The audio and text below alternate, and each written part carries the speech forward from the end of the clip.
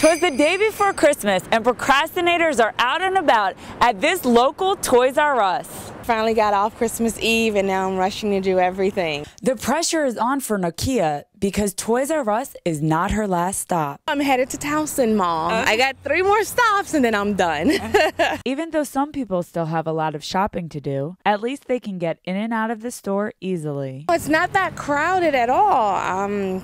It's less than I expected, and people are in a pretty good mood, so that's good. The holiday spirit is in the air, and luckily, not everyone is feeling overwhelmed. Not that stressed, just a little bit. Shannon is finished with all her Christmas shopping. I'm actually shopping for my niece's birthday, which is right after Christmas. Oh, I'm never a last minute person. I always have everything, so it's just a normal Christmas for me. I'm a little scared to go inside, though. The clock is counting down with only hours left. Fine, I'm finished with Christmas. Like, we're done. I'm Marla Katz, and happy holidays. Consumers beware. Scammers are out in parking lots saying that they can fix any dents or scratches on your car.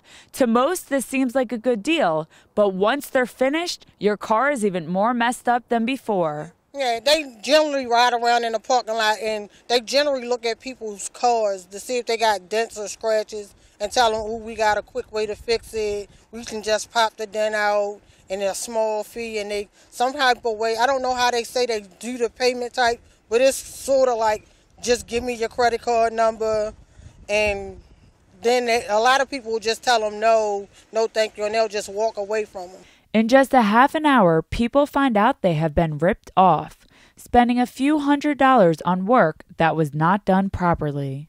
To most people, it seems very simple. It's just, oh, so they're going to throw some Bondo on here. They tell them, go get your car washed, put a wax on it, and your car's going to look brand new. When realistically it comes out, it's worse off than what it was to begin with. For one, when you try to take it off, it's going to continue to scratch the vehicle. It serves no purpose unless it's done professionally. When most people hear a good deal, they go for it. They do target usually women. There are a few incidences that I've seen where it has been men, but I'd say 9 out of 10 it's women. The car wash even warned its customers on their Facebook page. They give you a phone number to call. Usually the phone number is either disconnected or it's just a fake number. It will just ring and ring and ring and ring. The scammers have stopped Brenda twice. He tells me that he can get the rust, the dents out, and match the paint for $250. And it didn't sound too good to me. I was afraid to do it, so I never followed through with it. And he pulled me over maybe about twice.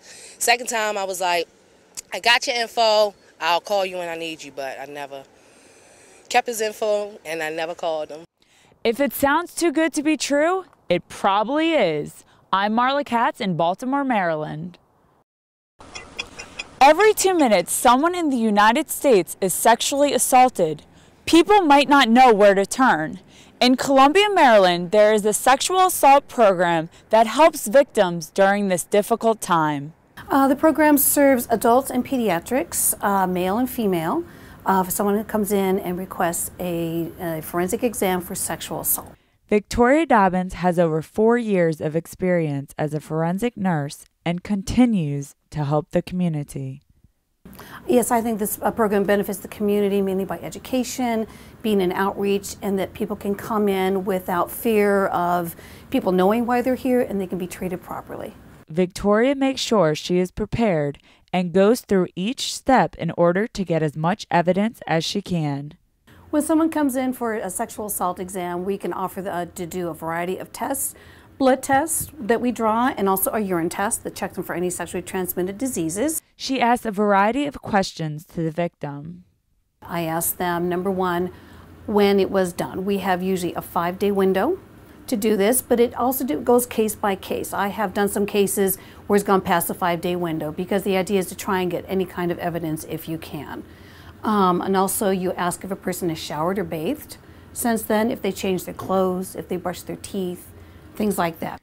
Rosalind Katz used to be a sexual assault forensic examiner and decided to rejoin the team.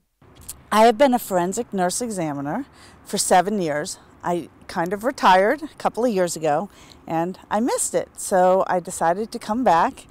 I feel like a piece of me was missing. I wanted to help our community and get back into being part of the community. Sherry Dollings is also a forensic examiner. I have one-on-one contact with the victim, or the patient as we like to call them, and my job is evidence collection. Once she finds out all this information, she obtains the evidence that she feels can support the person's story. She ends up playing 2 roles. It's a bit of a dual role because as nurses in our nursing programs, we are trained to be the empathetic, loving, caring, but it's a little bit different as a forensic nurse. You kind of need to separate yourself from that part of your role a little bit because you need to be completely objective.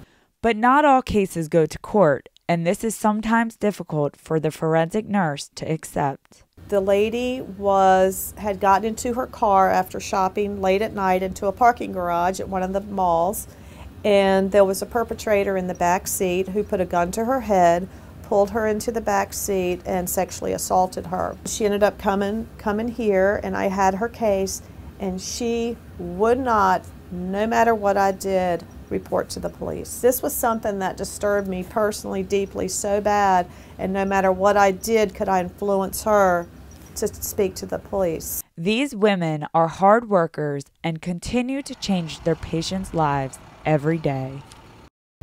Friday the 13th could be a lucky day for someone who bought a Mega Millions lottery ticket. The jackpot is up to $425 million and continues to grow. Ticket sales are brisk, especially at this local giant.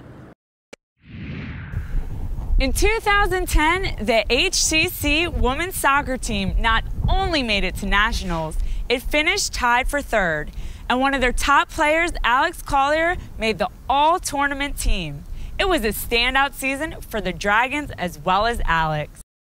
When you wake up this morning, you could be eating food that is potentially harmful. From chicken to eggs, inspections have been put to a stop because 907 FDA employees were sent home because of the government shutdown.